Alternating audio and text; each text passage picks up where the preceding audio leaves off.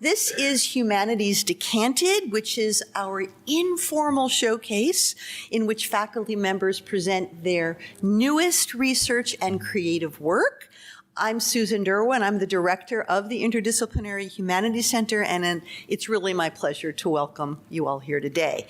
Before we would begin, I would like to acknowledge the Chumash people, who are the traditional custodians of the land upon which the Interdisciplinary Center is located, and I would like to pay respect to elders, both past and present. And I am delighted to welcome Janet Afary, who holds the Mellichamp Chair in Global Religion and Modernity at the University of California, Santa Barbara, where we are now. Here she is a professor of religious studies, and she is the author of 4 books: Sexual Politics in Modern Iran, Foucault and the Iranian Revolution, Gender and the Seductions of Islamism, and the Iranian Constitutional Revolution of 1906 through 1911, Grassroots Democracy, Social Democracy, and the Origins of Feminism. And today, Janet will be discussing her newest book, Mollā Nasreddin, The Making of a Modern Trickster, 1906 to 1911. So both texts treat the same, 2 of your texts, the same period, 1906 and 1911. Very interesting. And she will be in dialogue with Dwight Reynolds, Distinguished Professor of Arabic Language and Literature in the Department of Religious Studies, and an affiliate member of 4 other departments, including Music and Comparative Literature. Dwight has published or translated or edited, is this right, 9 books? Is that still the count? No, it's 10. It's now 10, including most recently the musical heritage of Al-Andalus. That's the 10th? No. Oh, what you did? Arab music and musicians, Brill. I don't even think you have that on your website yet. Do you? Okay, you do? Okay. Dwight works in multiples. He speaks 100 languages, and he has 29 future projects planned. And these are precise numbers. So Janet is going to begin with a short presentation, and then she and Dwight will speak with each other for about a half an hour. And following their conversation, we will open up just the discussion to you, our audience members, so that you can ask your questions and share your thoughts.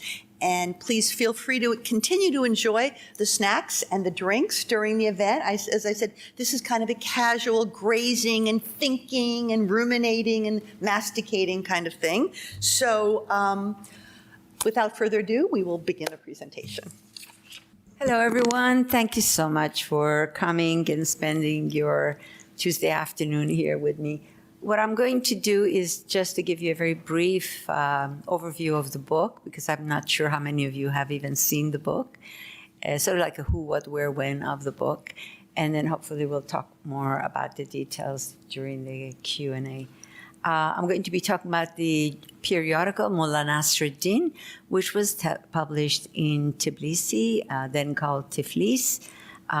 This is one of the cartoons starting with 100 years ago, British colonialism at the top, and then all the way to today, number 2.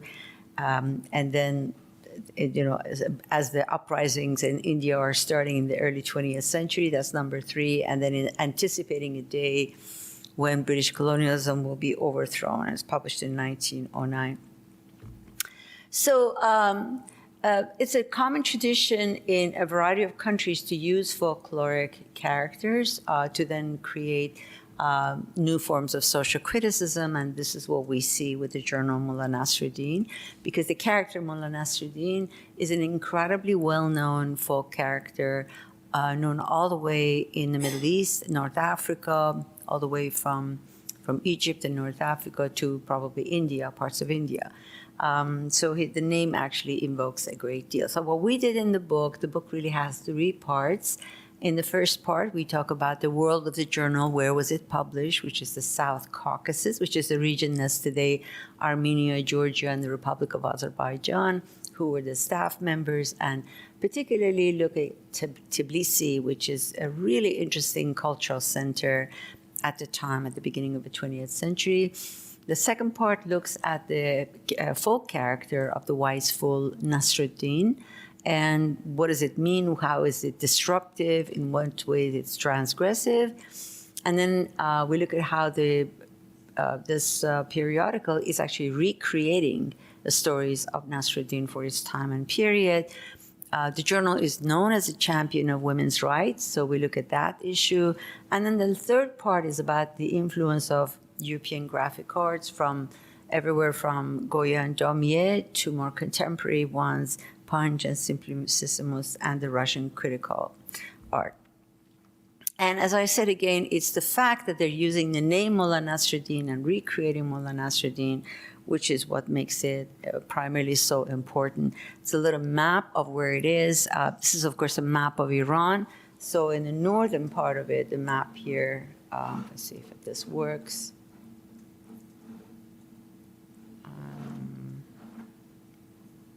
Okay, between the Black Sea and the Caspian Sea is what we call the South Caucasus, really. And as I said, today it's sort of divided into different countries. This region was going through a cultural renaissance at the beginning of the 20th century, and it had to do with the oil of Baku. Baku was a 19th century oil was discovered there. Multiple international organizations came there. They started excavating the oil. Money became plenty. And so you started to have an indigenous group of Muslim Azerbaijani philanthropists who now are using the money that they're making through oil. And the way it works is that if your land happens to be on oil, then you become quite wealthy, your private land. And they've also gone through almost a century of Russian colonialism. So they've somewhat become Russified. They know Russian. Through Russian, they've become familiar with other languages and cultures of the region. And they become the mediation between really European literature and culture, Russian literature and culture with the Muslim world. It's a groundbreaking publication that is addressing the issues of the whole region. The Constitutional Revolution was happening at the same time. This one is an ailing Iran and the newspapers of the period and some of the progressive clerics sort of aiding it and recovering, helping it recover. It's actually an image of the period of the Baku oil field, which was very, very important both then and, in World War I it becomes really important, and also in World War II. Now, if Baku was where you made the money, Tiflis was where you spent it. Tiflis was a major cultural center of the time. The Russians had made it their sort of cultural capital in this side of Tsarist Empire. Theaters, playwrights were coming from all over the region. It was like a destination for, if you wrote a new play, whether it was Paris or Munich or Moscow or St. Petersburg, you came to Tbilisi and you performed it also there. Great museums of art also, and they were training a whole generation of art students there. So that's the environment in which it's born. Primarily they're Armenians and Russians and Georgians, but there's also a small Shia Muslim community. So as soon as the newspaper is published, which is the tail end of the 1905 Russian Revolution, it gets huge readership. In the first month almost, it has 25,000 subscribers. I mean, just a really outline. And about 15,000 are inside Iran, so the impact on Iran. But it also comes under attack. There are immediately fatwas that the clerics of Najaf and Iran issue condemning the journal as atheistic. The journal is particularly known for its position on gender and women's and children's rights, so opposition to child marriage, reforming divorce laws, opposing polygamy, opposing a kind of concubinage in Iran known as temporary marriage, and pedophilia. These are some of the cartoons, the one on the left called The Burden of Woman, the one on the right, it's against forced marriage. Again, the one on the left is domestic violence. The one on the right is polygamy. It's also an attack on the clerics who make extra money and then they come and take a second younger wife. It's also known as a social democratic journal. They were influenced by organizations of social democrats. Russia's Social Democratic Workers' Party had a Muslim branch, actually, and they were very influenced by that. And they start also criticizing religious traditions. So they go after rituals of self-flagellation, for example, Ramazan rituals. I mean, everything that they see as inappropriate and no longer acceptable by modern standards. They're criticizing it. They're also a big critic of colonialism and European imperialism. And many of the cartoons are, this one says European politics, and European politics is the indigenous people of the region without they're unaware, and they're pushing this mighty bull down the valley where the European powers are going to be carving it up. So the kind of lack of understanding that is going on, as well as what usually Europe is compared to Satan. They were influenced by a whole generation of artists, and there was this kind of situation where they started studying artists in Tbilisi. There was a art center there, and if they were good, then they went to St. Petersburg, and if they were really good, then they went to the Munich Academy of the Arts. And the artists of this journal had done this thing, that they were gone through this. So this is one of the ones that I think is very obvious that it's an influence of Goya. I put a couple here which are under the influence of Daumier. So the top one on the left is from Daumier, the French art caricaturist, mid-19th century. And the one at the bottom is from Mollā Nasreddin. Again, on the right, the idea of, the one on the left, but on the right-hand side, that one is, of course, the Paris Commune, remembering the Paris Commune and the death of the Paris Commune, and a similar one, Iranians remembering the death after their own civil war. There are other influences on the journal, more contemporary. So, for example, the Punch of London has a big influence. But Punch by this period was quite conservative and sort of right-wing and very imperialistic. So they're taking the ideas, but they're using it in their own way. So on the left, it's a commentary on British Parliament and the Women's Federation.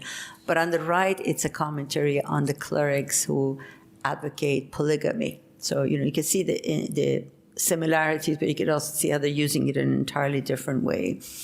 The other thing that they do is they, until now, of course, the only images that were available to the people of the Middle East were images that journals like Trump.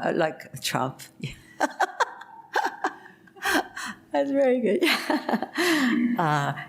Influences they saw through Punch of London, right? And so, and Punch has this, the image on the right, Punch has this whole jungle, basically, where Britain is the lion of the jungle and Russia is the bear, and then depending on where they are, various animals take different positions, right? And so what Mollā Nasreddin does, it creates its own jungle. So here, Iran is the lion, and the Ottoman Empire is Turkey. And I've shown we've shown in the book how they also really much tap into this whole tradition of an animal kingdom in Persian literature. For Dwight, of course, knows Kalila Demna and other works like that. So it's not just a borrowing; it's really a combining. That's another one here of colonial powers fighting. And the other smaller animals of Europe waiting for the spoils of war. What we argue is that the journal is a product of a transnational diasporic society. This is a region where people are coming from all over for the oil, of course, and they're in communication and contact with each other. In its life, in the 6 years, that is, that we looked at, the journal covered the Russian Revolution, the Armenian-Muslim Wars of 1905-7, the Iranian Constitutional Revolution, and also the Young Turk Revolution.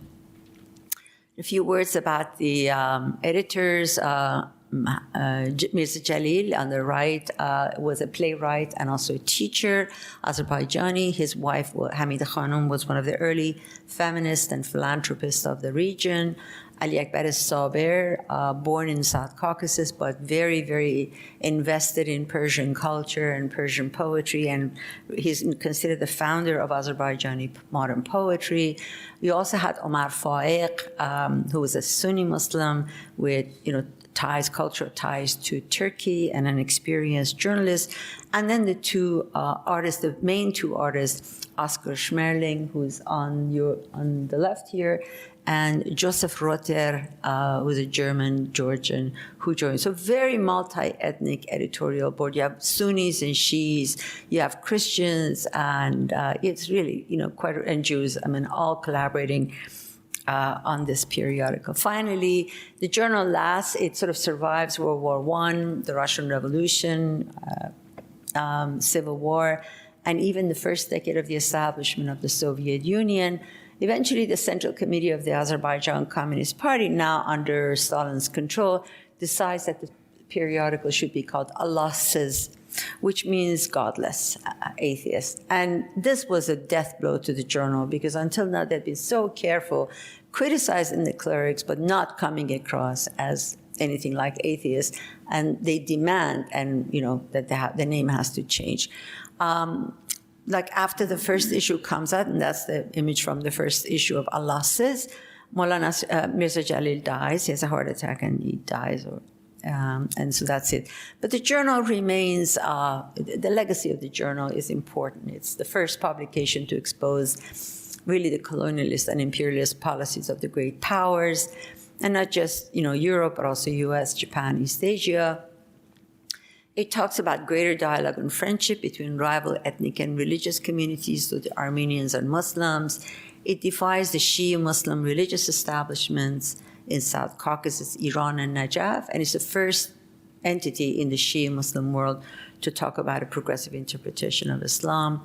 It's sort of social democratic. It chastises the landowning classes and talks about the rights of rural peasants and urban workers. It encourages the establishment of satirical journals really throughout the region. I keep coming across constantly, not just in Iran, all the way through the 1970s, but in India, in Egypt, and elsewhere, cartoons that I know immediately where they got it from, and it's under the influence. And finally, the journal initiated a radical discourse on gender reforms and called for the attention of plight of women and children. And maybe I could talk about this later, because it's not at all like this idea of just women have to get some education. It's far more than that. And so for all these accomplishments, I think it will forever be considered a true literary gem of the early 20th century. Thank you very much.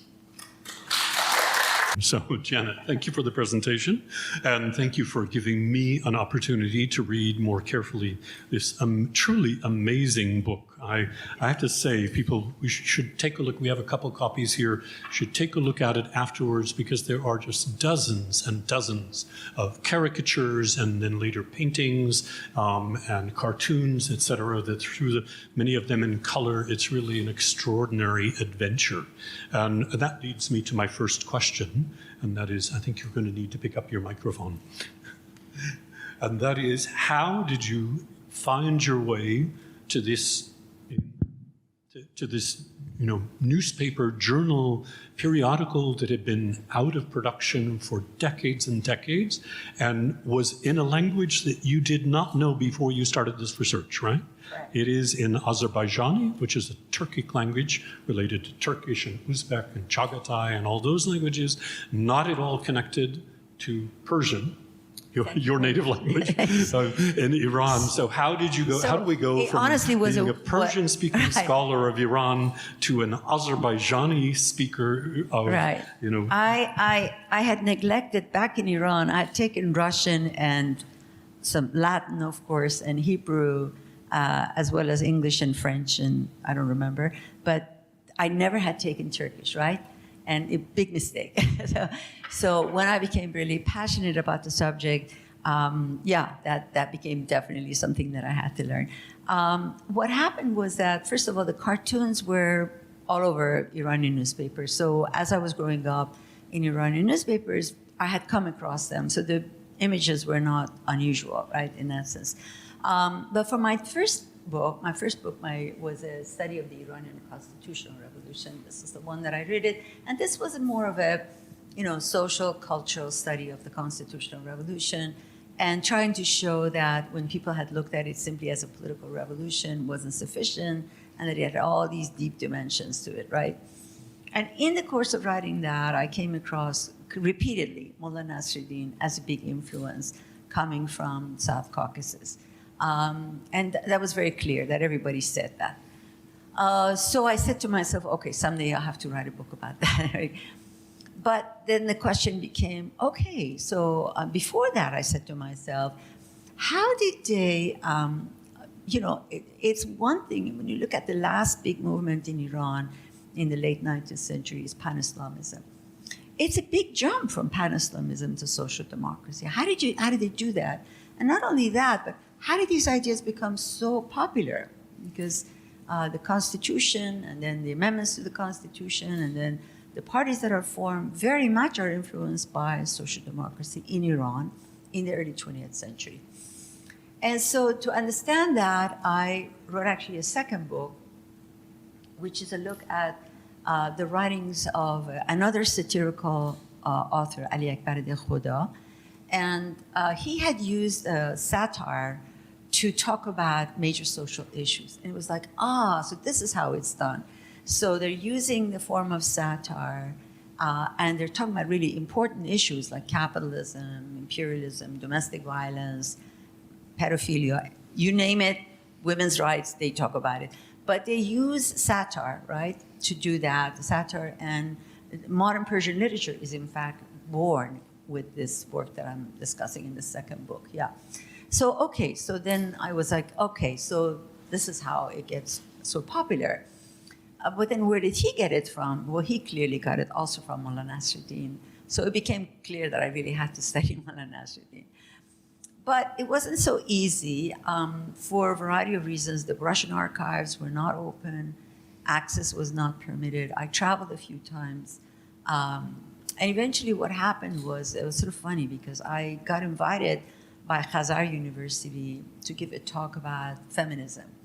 And they thought feminism was just a really ridiculous idea at the time, the late 1990s in the Soviet Union.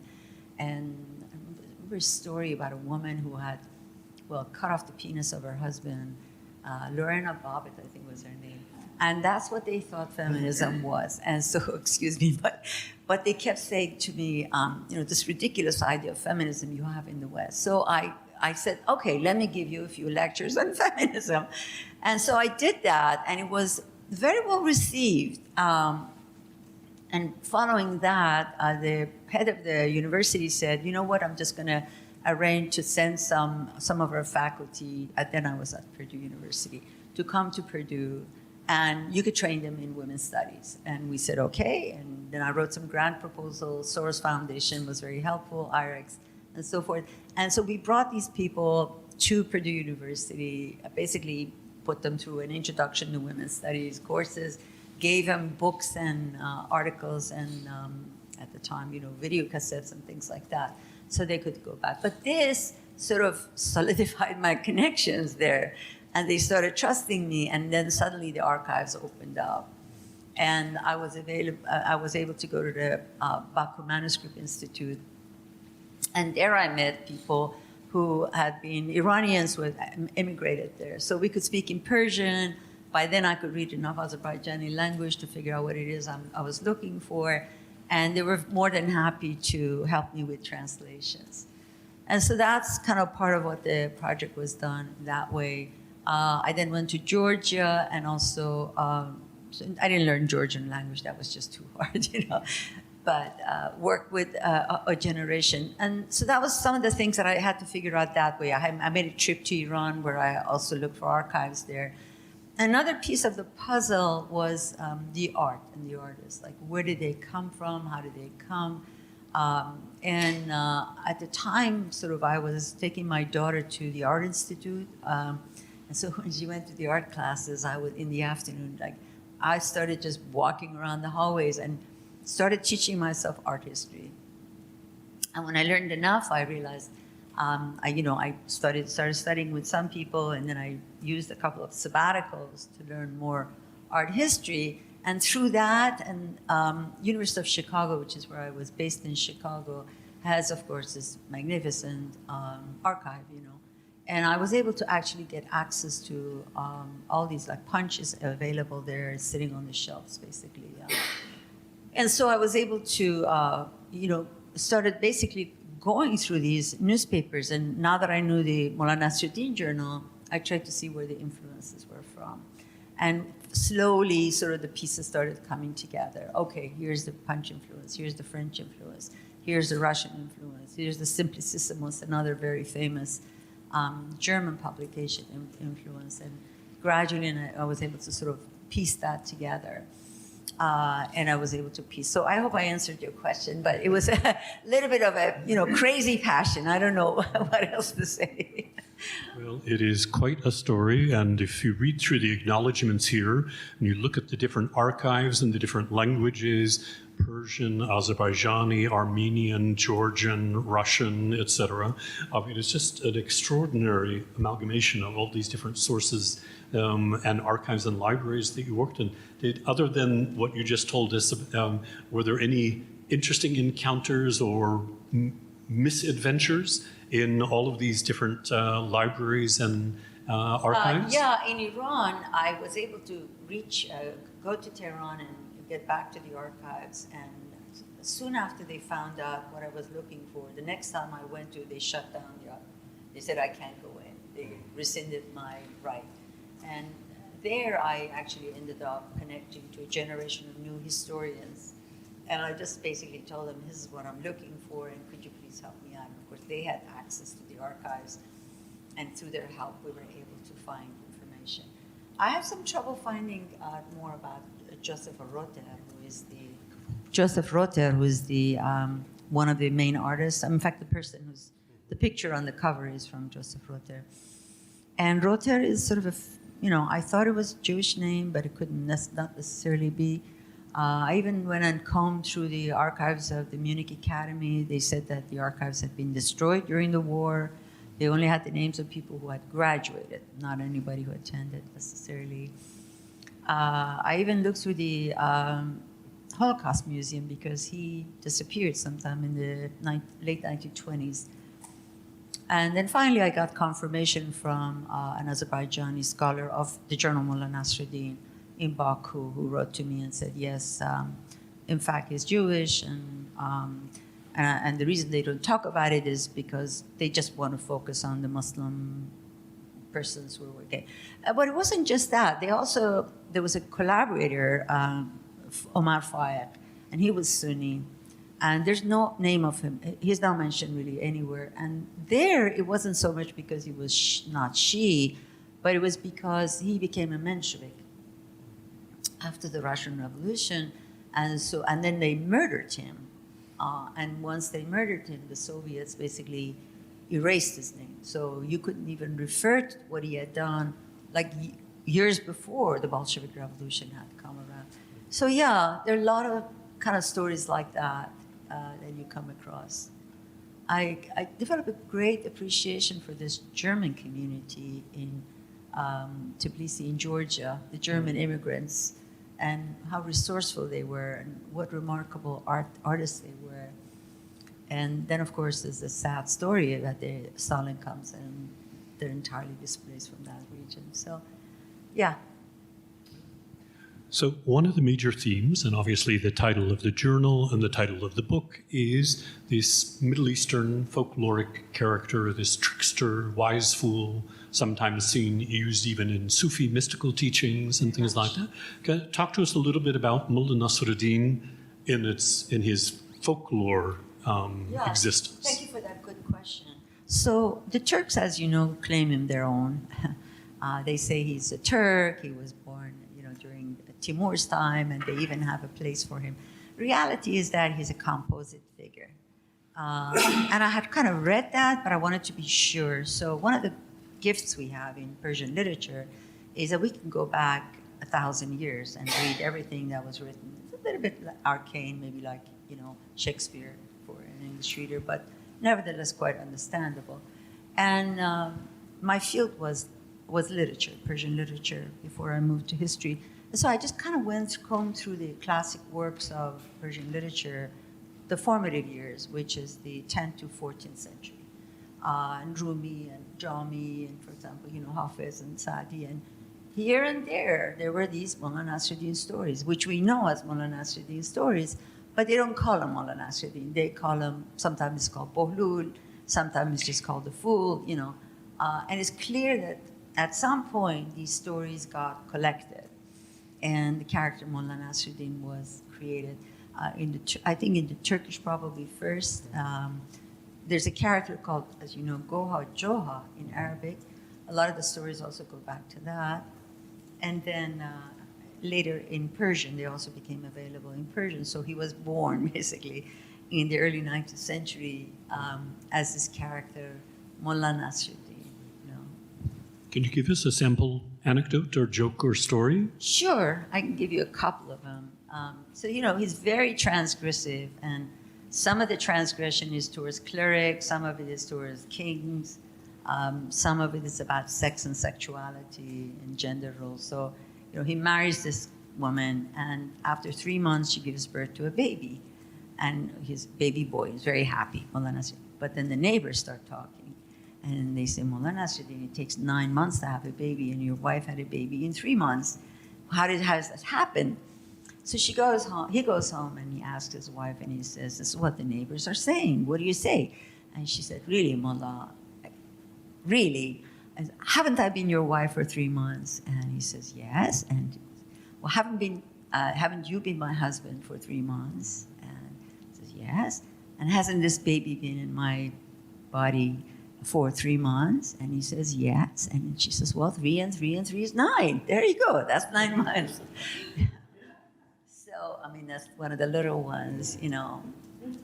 Along gender lines, there's another one where he takes his cow to sell it, and he spends a whole day to try to sell the cow, and nobody buys the cow. And finally, a friend comes and says, if you want to sell your cow, you have to say your cow is pregnant. And that's the only way you could sell it. So he says, my cow is pregnant. And immediately people come and they buy the cow because they think they're buying 2 for 1. So then he goes home, and his wife says, oh, be quiet, you know, we have some guests that come here to ask for our daughter's hand. And comes in and he says, well, my daughter is beautiful, she's wonderful, she's smart, and on top of everything, she's also pregnant with a baby. And then the suitors just bolt out of the house, and he kind of wonders, why is a pregnant cow a good thing, but not a pregnant wife? I mean, isn't the purpose of marrying to have a baby? So, you know, these are ones. There are lots of them that don't appear in polite society. They're about homosexuality, which is kind of regarded as a very common practice in the time. And as I said, lots of anti-clerical ones and anti-monarchical ones. Wonderful. One of the things that's happening in the background, I mean, so this is the tail end of the Age of Empire in this area. So we have the Safavid Empire in Iran, we have the Ottoman Empire based in Turkey, we have the end of the Russian Empire in the north. So the poor little area of Transcaucasia is caught between the three. But it seems to be, you know, is it not true that at the time that this journal is publishing, the concept of the Western nation state with the idea of one people, one language equals one nation, one religion, that whole thing. I mean, Tsar Alexander, as you point out, already in the 19th century had said everyone in Russia must speak Russian, everyone is Russian, they have to have the same culture, the same religion and all that. Everybody else was, penalized for that. What did it mean to publish in Azerbaijani, and was this some sort of proto-Azerbaijani nationalism, the concept of Azerbaijan as a nation state emerging out of this? Very much, but not yet nation state, but as a people. So this region had been part of the Iranian Empire until the beginning of the 19th century. So there are a series of wars that take place in 1820s and 1830s, and it's separated. And it kind of has this feeling of in-betweenness because the border is open, more or less. There are people on the north, meaning Azerbaijan and South Caucasus, and people in Iran, in the Azerbaijan region of Iran. They speak the same language, they have the same religion, they're intermarrying with each other still, they're having commerce and trade with one another. And so there is this feeling of, you see it, but they've also gone through like 70 or 80 years of Russian education and Russification. So there are three things that you see in the journal. There's this deep longing for the Iranian identity combined with resentment. So, all the bad things that we have in our culture are really coming from Iran. And then there's a deep longing to be able to speak and write in the Azerbaijani language, but the written language was either Ottoman Turkish or Persian. So that's the second one. And the third one is a deep desire to be more integrated in Russian society for professional reasons. And so they're sort of stuck in between all these feelings. And the journal, Jalil Mammadqulizadeh, the editor, is also what's attributed to him, which he does, is that he's creating a modern Azerbaijani language in the language of the, before him had been discussed and developed, but he actually popularizes it. And that's an enormous contribution, where he explicitly says we have to move away from the formal Ottoman and not Persian either, but write in the way that we speak. It's not yet a full-fledged nationalism, but a decade later it becomes, as you know, with the formation of the first Azerbaijan Republic of 1918 to 20. But that makes it problem for people who want to work on the region. This has created problems because those of us who come from, Europe and America and want to work on the region, we clearly see that this was at the time a multi-ethnic empire. There were Armenians and Georgians and Russians, and they were all influencing each other. And you want to write about it in that sense. But no, the Armenians want to say everything was Armenian. The Azerbaijanis want to say everything was Azerbaijani, and the same thing with Georgians. And I think some people may not even like this book because it does talk about this transnational and multi-ethnic culture, but you have to do what you have to do. So I couldn't help but be fascinated by some of the different things that came up in terms of sex and gender. Mm-hmm. You listed various different things. So much of the social criticism is against the empires, fighting for education, emancipation of women in various different forms, fighting from the sort of the workers' point of view. But there are some fascinating the stories of concubinage, of the male-male relations. Mm-hmm. And maybe you should start by telling us a little bit about the institution of temporary marriage, which exists in the Shiite Muslim world that does not exist in the Sunni Muslim world further west. So I talk a lot more about this stuff in my other book, Sexual Politics in Modern Iran. So in Shiite culture, in addition to what we call formal marriage, nikah, there is an institution of concubinage, but it's different from European concubinage in the sense that if the man recognizes a child that's born out of this union, that child becomes legitimate and that child also inherits. But it was something that was available.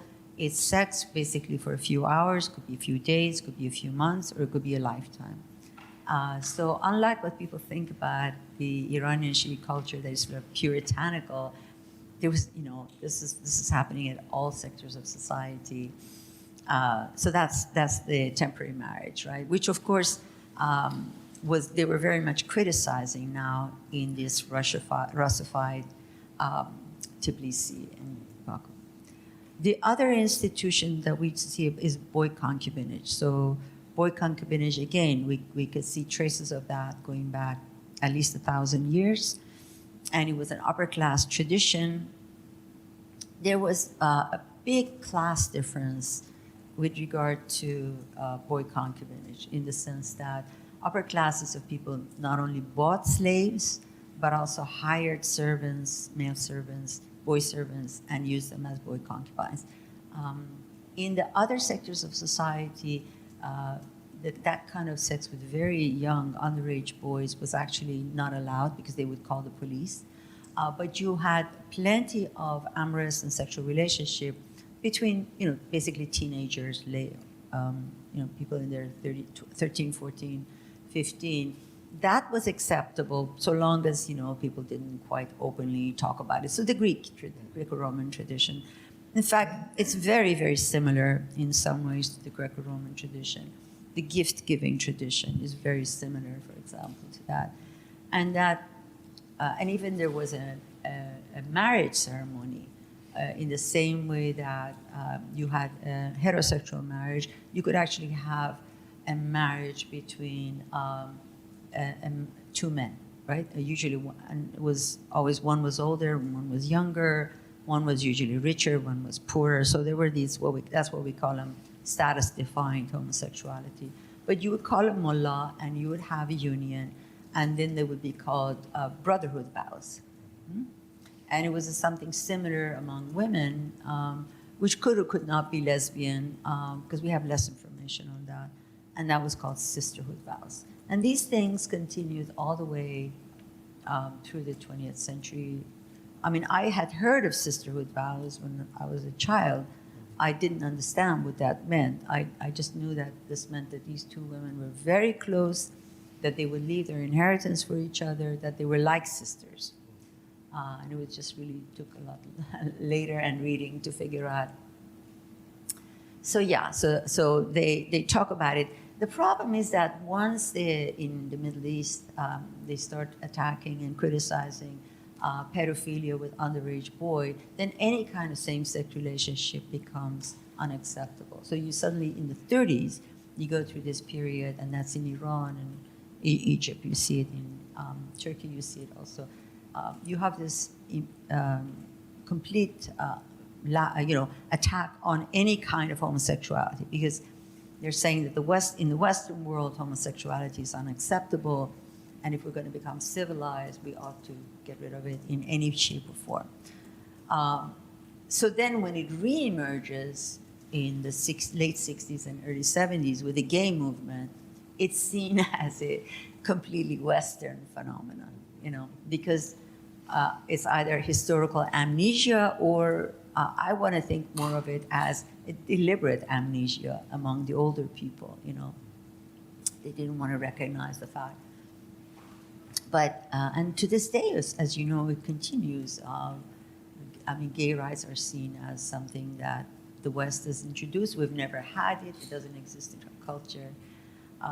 And so it's this divorce of people from their own culture and tradition, I think, which is the reason. Well, we have merely scratched the surface of the many different, I cannot tell you how many different aspects of this book we could talk more about, but I think I should stop asking questions and turn to those of you in the audience and find out if there are questions from the audience members. Should I raise your hand and you have another one. All right, so any questions from the audience?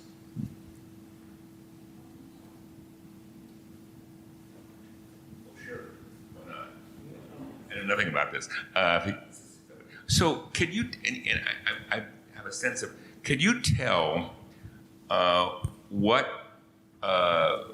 books, maybe it's an obvious thing, what books and articles and from the West that they were reading, and in even if they're attacking the European imperialists and whatnot, could you get a sense of what the particular author were reading and what was available on their desk? Yes, absolutely. Yes, I mean, the work of the Enlightenment figures was all available to them. These had been translated into Russian, and then from Russian, they could read Russian, so they were reading it in Russian. So there are plenty of references to Voltaire and Montesquieu and Kant. Also, but they also were reading, of course, the great Russian writers, Dostoevsky and Tolstoy and people like that. I think they were Ben Franklin, Ben Franklin. You see his memoirs sort of becoming available to this community and the Iranian community very early in the 20th century. So the idea of deism, it seems to me, is coming very much from there also. But no, they were, as educated as an educated person in Europe would have been in terms of, person who went to college. They went to college, many of the people that we're talking about, because the Russians had set up a system where the middle classes were sending their children to Russian schools. First, they started with religious Muslim education, then they went to Russian schools. Then the ones who were better went to things like polytechnics and teacher training colleges. Then they had a policy of having them travel in the region, live maybe a little bit in St. Petersburg, and eventually come back and settle. And they had done a similar thing for the clerical establishment. Russian colonialism was different from, for example, British colonialism in the sense that they didn't interfere with laws about marriage and divorce and inheritance. So each community had their own laws, right? So if you were Polish and divorce was permitted, that's what you did. I mean, was not permitted because you were Catholic. If you're a Muslim and divorce was permitted, that's what you did.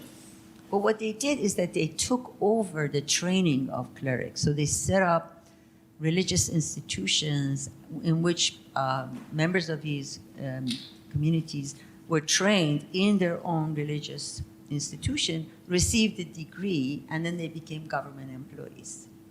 So even their clerics, to some extent, had more of an education, I would say, that, the cleric, in terms of access to outside literatures. Yeah.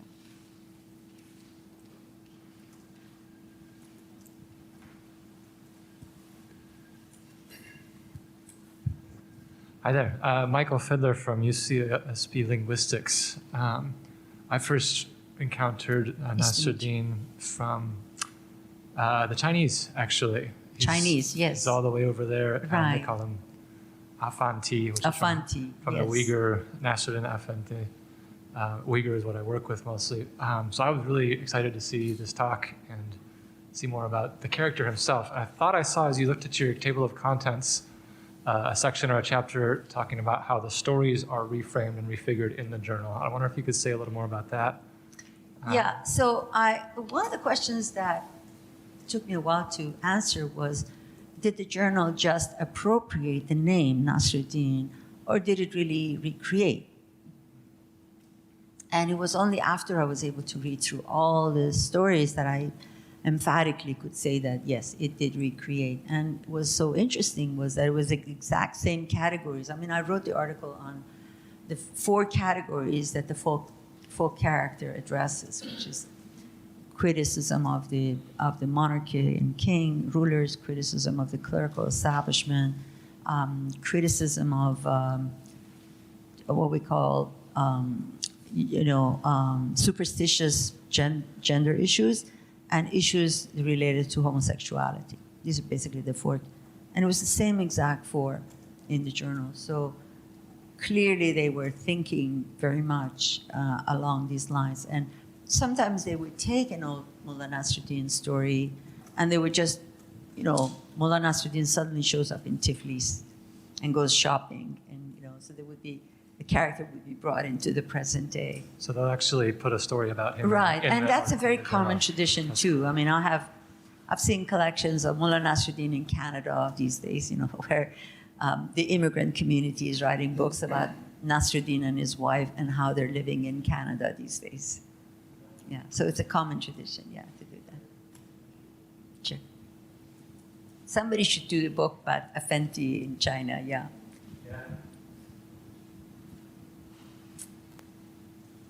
Hi. I was curious about something you mentioned, I believe, towards the end of your talk. I'm not sure I heard it right, but I think you said that with Stalinism, that was the death toll of the journal, and that was because it was forcibly renamed to something like the Atheist. There were several things, actually. There were several things. One is that initially when Mirza Jalil comes back, the editor comes back, he's offered an office in Baku and the new government. They're all his friends, people who were social democrats a decade earlier. They give him an office, they give him money, and they say, go ahead and publish the journal. So he starts publishing the journal in Baku. And initially it goes pretty well. I would say for about 5 or 6 years, it's pretty good. He does a lot of plays and he publishes. But then, there's Stalinism. There are a couple of other issues too. He himself is part of a campaign to change the alphabet. And so this, I think, really also hurts the journal when they start publishing it in Latin. First it's Latin before later on it becomes Cyrillic. But you have multiple things happening. Then there's a question that it's the Shah of Iran, Reza Shah, writes a letter protesting, saying, why is this journal making fun of me so much? And by this time, the 1925, the Soviet regime wants to have amicable relationship with Iran. So they send a notice to the editor and they say, don't criticize the Shah of Iran. He gets very upset. He says, during the Tsarist regime, we did everything we wanted to do. And now that we have a socialist government, we are not allowed to criticize anyone. And they also start asking him not to criticize so many things. Then there's the question of, they call him bourgeois. They say, oh yeah, you're really not representing the rights of workers. And, whereas this journal had been, the one journal that had been talking about the right of the peasants and workers. No, that was just a bourgeois rendition of these issues because you really are not a proletariat. You're landowner. I mean, his wife was a landowner. You're rich, so therefore you don't represent. There was also that, And then, of course, the change of the name of the journal. So I would say all these things really made it impossible for him to operate. Thank you. Sure.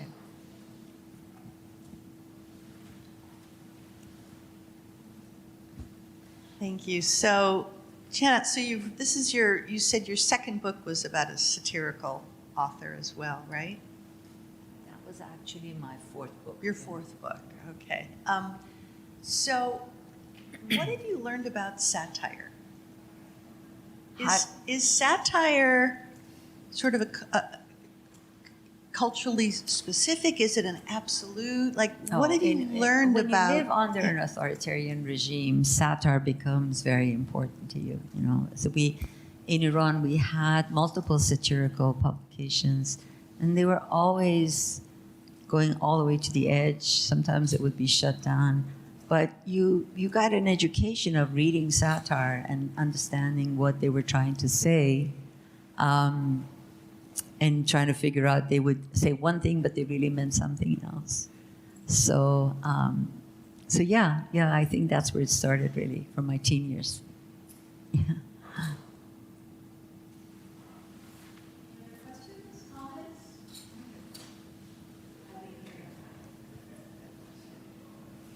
This is fascinating. Thank you And I'm very much. wondering what its influence was beyond its territoriality. Was it ever picked up and translated? Who read it outside of the circle of intelligentsia? Right. Yeah. Very good questions. Thank you. So first, let me ask the second part of your question. At the time, coffee houses were an important place where you learned about things. So historically, they would read mythical stories, right? And then when the Constitutional Revolution happens in Iran, for example, they start reading newspapers. And so we know that these newspapers and others like it were read in coffee shops. We know of peasants who would get a hold of a copy of this newspaper and come to the city and say, could somebody tell me what it says? Because it's illiterate, So in that sense, we know that, as I said, it had about, at the time, Iran had a population of 10 million and there were 15,000 subscribers. So that's a lot of people. And my statistics are only for the first year. They might have even been more in the following years. I don't have those statistics, So that's a lot of people. And newspapers were sacred.